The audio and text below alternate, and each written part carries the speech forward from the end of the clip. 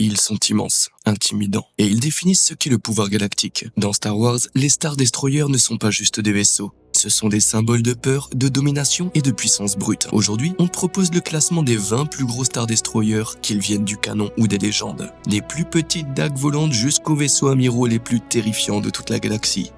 T'en as sûrement vu déjà certains à l'écran? Mais crois-moi, certains vont te retourner le cerveau. Allez, c'est parti. À la 20e place, on commence avec le Star Destroyer classe Interdictor, un spécialiste tactique conçu pour sortir les vaisseaux de l'hyperespace grâce à des générateurs de puits gravitationnels. Il ne faisait pas que te combattre, il t'empêchait de fuir. C'était la réponse de l'Empire aux tactiques éclairs des rebelles, transformer la fuite en un mythe.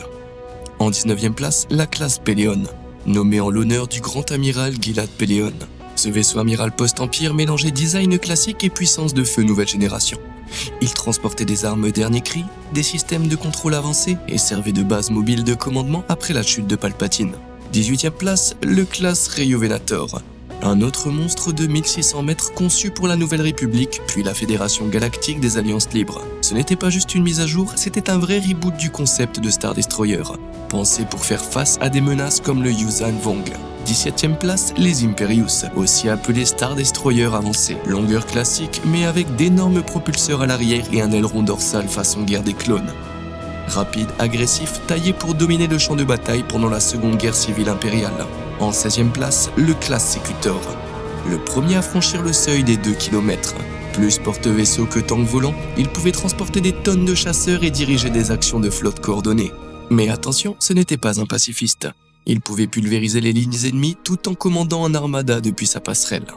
15e, le classe Xyston, aperçu à l'ascension de Skywalker. 2406 mètres de long, c'est littéralement un Impérial 2 sous stéroïdes. Et bien plus encore. Construit par le Premier Ordre final dans les chantiers secrets d'Exegol, chaque vaisseau de cette classe était équipé d'un super laser capable de détruire une planète. Oui, un vaisseau égale une planète, et ils en avaient des centaines. Noirs, profilés et blindés jusqu'aux dents, le Xyston, c'était le dernier cauchemar de l'Empire. 14e, le classe Résurgent, vaisseau de guerre principal du Premier Ordre. Presque 3000 mètres de long, il écrasait les anciens modèles impériaux. Bouclier amélioré, blindage renforcé, plus de taille et des batteries de turbolaser ultra puissantes. C'est un Imperial Star Destroyer 2.0 modernisé, plus massif, plus méchant. Le Finalizer, le vaisseau perso de Kylo Ren, en est un bon exemple. 13e classe, le classe Gemini, ou Twin Star Destroyer, l'un des concepts les plus fous de tout l'univers Star Wars. Tiré de Star Wars Visions, ce vaisseau de 3 km ressemble à 2 Star Destroyers soudés par la colonne vertébrale avec un hypercanon central. Une puissance capable de fissurer des planètes et un design les plus terrifiants de l'animation Star Wars. Pas canon, mais impossible à ignorer. 12e, le classe Bellator, vaisseau de guerre impérial légendaire venu des légendes, conçu pour faire le lien entre un Star Destroyer classique et un Dreadnought, long de 7,2 km, plus petit que d'autres monstres, mais avec une mobilité et une puissance de feu dévastatrice.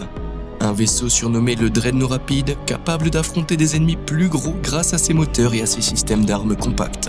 11e place, le classe Mandator 4, vu dans les derniers Jedi, pas le plus long de sa lignée, mais tout de même 7,6 km. Il possédait 2 canons orbitaux géants, faits pour pulvériser des positions fortifiées depuis l'orbite.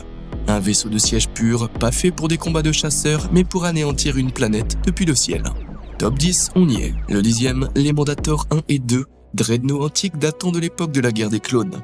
Entre 4,8 et 5 km de long, ces vaisseaux sont les premiers à avoir porté le nom de Dreadnought. Ils ont jeté les bases des géants comme le Bellator ou l'Eclipse.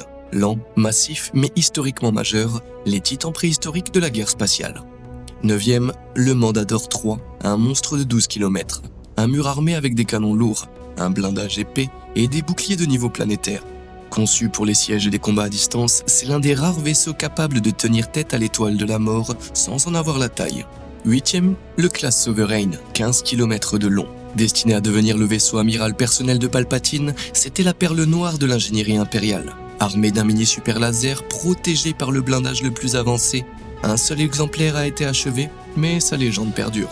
7e, le classe Acertor, un autre mastodonte de 15 km. Version améliorée du Sovereign avec 2 moteurs boostés, blindage renforcé et turbo laser nouvelle génération. Un rouleau compresseur spatial conçu pour arriver à la lisière d'une bataille et la faire pencher instantanément. 6e, le fameux Eclipse Class Dreadnought, 17,5 km de cauchemar spatial. Vaisseau amiral personnel de Palpatine dans les légendes, l'Eclipse c'est plus qu'un vaisseau, c'est une menace incarnée. Coque noire, forme de dague, super laser capable de fendre une planète et même un système de furtivité. Imagine la puissance de l'étoile de la mort, mais mobile. L'Eclipse n'appelait jamais de renfort, il n'en avait pas besoin. Et on entre dans le top 5, avec l'iconique classe Executor. Tu connais déjà 19 km de long, le vaisseau personnel de Dark Vador. 13 moteurs titanesques, plus de 5000 armes, un hangar pour des milliers de chasseurs TIE. L'Exécuteur, c'était un empire volant. Vu dans l'Empire contre-attaque, détruit dans le retour du Jedi après l'attaque kamikaze d'un pilote d'A-Wing, même en mourant, il est resté légendaire. 4e, le classe Vengeance, lui aussi à 19 km, mais au design bien plus audacieux, long, effilé, avec des extensions en forme d'aile à l'arrière, un vaisseau tout droit sorti d'un cauchemar Sith. Même puissance que l'Exécuteur, mais plus rapide, plus menaçant, plus élégant, utilisé par les inquisiteurs Sith dans les légendes. 3e, le méga classe Dreadnought, alias le Supremacy, vaisseau forteresse du suprême leader Snoke dans la post-logie. 13 km de long, 60 km de large, c'était une capitale mobile avec usines, casernes, labos et hangars pouvant lancer des résurgentes classes comme des navettes. Un bloc de métal volant qui résume toute la doctrine du Premier Ordre, la peur et le contrôle. 2e, le méconnu mais hallucinant classe Eternal, tiré dit Old Republic. Ces joyaux de l'Empire éternel faisaient plus de 30 km. Chaque vaisseau était opéré par des droïdes d'élite contrôlés par une IA et équipés de technologies expérimentales. Disrupteurs de gravité, canons anti-boucliers, etc. C'était pas des vaisseaux, c'était des dieux stellaires. Et en première position, le plus fou, le plus destructeur, le Galaxy Gun. Non pas l'étoile de la mort, pas la base Starkiller, un canon géant monté sur une station mobile, capable de tirer des missiles capables de détruire des planètes via l'hyperespace. Vu dans Dark Empire 2, c'était la carte ultime de l'Empire après la chute de l'étoile de la mort. Ces projectiles traversaient des boucliers planétaires et provoquaient des explosions dignes de trous noirs. Peu mobile certes, mais sa portée galactique. En termes de puissance brute, aucun autre vaisseau ne rivalise.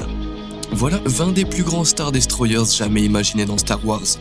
Du moderne classe Gladiator aux titans comme le Galaxy Gun ou le Supremacy, ces vaisseaux ne sont pas que géants. Ce sont des récits gravés dans l'acier conçus pour projeter pouvoir, peur et contrôle dans les étoiles.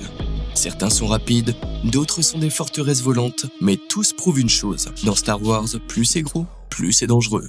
Et dans le silence de l'espace, rien ne hurle, tu as déjà perdu plus fort qu'un Dreadnought de 19 km qui entre en orbite. Si t'as aimé cette vidéo, tu peux maintenant mater cette autre vidéo super cool qui t'explique toute la chronologie canon de Star Wars, mise à jour et complète. Clique sur la vidéo qui s'affiche à l'écran. Allez, clique.